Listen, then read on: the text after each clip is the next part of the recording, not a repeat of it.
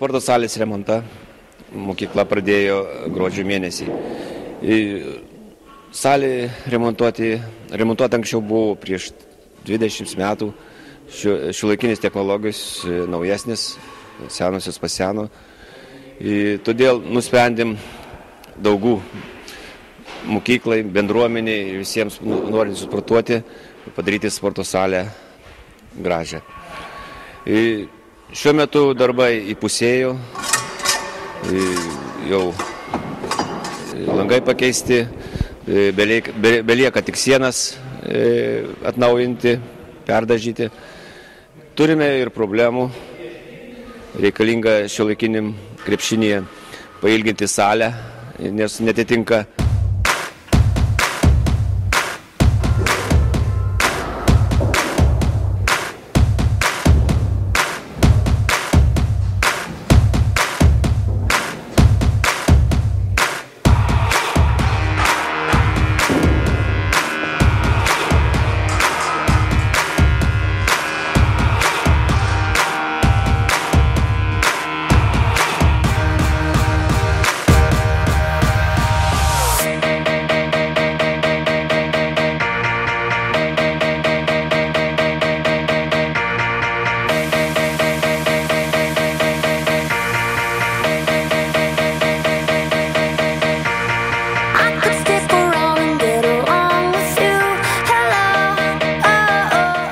Viešojosios įstaigos Daugų technologijos ir verslo mokyklos mokomosios dirbtuvėse remontą pradėjom lapkričio mėnesį.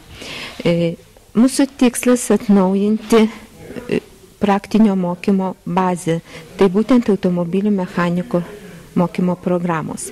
Šioj patalpoj bus įrengtos tokios laboratorijos kaip ratų montavimo, balansavimo, šviesų reguliavimo, automobilių diagnostikos ir tikimės, kad atnaujinta bazė pagerins ruošiamų darbuotojų specialybinės žinias ir bus geresnė mokymosi kokybė.